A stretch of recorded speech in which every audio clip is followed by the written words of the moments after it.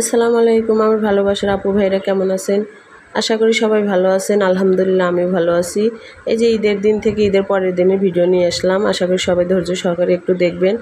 ভালো লাগলে লাইক দিবেন, কমেন্ট করে জানাবেন কেমন লাগে। আর একটু ভালো লাগলে সাবস্ক্রাইব করে পাশেই থাকবেন। এই যে আমাদের ঈদের দিন সকালে তেলে পিঠা বানানো হয়, তাই আমার শাশুড়ি গোলাটা গুলে দিয়েছে আর আমি ভাজতেছি। পিঠাগুলো অনেক সুন্দর হয়েছিল, ফুলকো ফুলকো। আর বেশি কিছু শেয়ার করলাম না। আর এই যে আমাদের কোরবানির গরু, যে গরু বানানো শেষ, এখন ভাগ করা হইতেছে।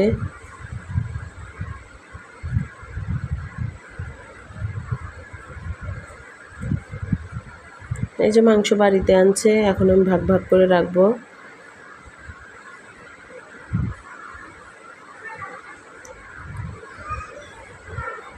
আর প্রচণ্ড গরম ছিল। এই যে আমি রান্না বসিয়ে দিছি। শ্বশুর শাশুড়ি যেহেতু আছে, তাদের জন্য রান্না তো করতেই হবে। আর বিকেলে ছিল বাবার বাড়ি দাওয়াত, তাই অল্প করে রান্না করছি। আবার পরের দিন অনুষ্ঠান। এই যে আমার রান্নাটা প্রায় শেষ। আর এটা ছিল তার পরের দিন, মানে ঈদের পরের দিনে সবাইকে দাওয়াত করেছিলাম। এই যে আমার যা, ভাসুর, ননদ সবাই মিলে রান্না করতেছে। আসলে গ্রামে একটা অনুষ্ঠান হইলে সবাই মিলে রান্না করার মজাই আলাদা। আর মাটির চুলার তরকারি তো অনেক মজা হয়। এই যে মশলা কষানো হচ্ছে। আসলে মশলা যত ভালো কষানো হবে, তরকারির টেস্টটাও তত ভালো হয়। এই যে সুন্দর করে মশলাটা কষিয়ে নিল।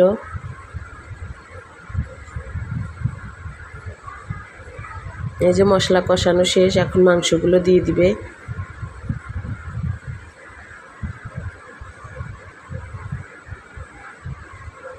এই যে মাংসগুলো দিয়ে দিল।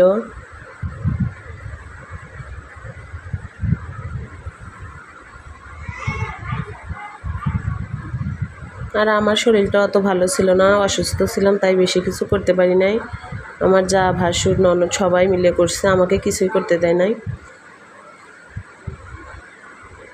আসলে সবাই মিলে একসাথে হইলে আনন্দটা অনেক হয়, ভালোও লাগে। এই যে মাংস দিয়ে কষাইতেছে। এই যে তরকারিটা হয়ে গেছে, দেখুন কালারটা কত সুন্দর আসছে।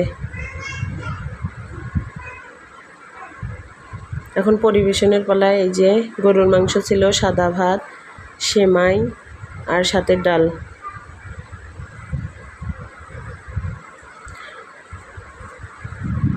তো ভিডিওটা কেমন লাগলো অবশ্যই কমেন্টে জানাবেন।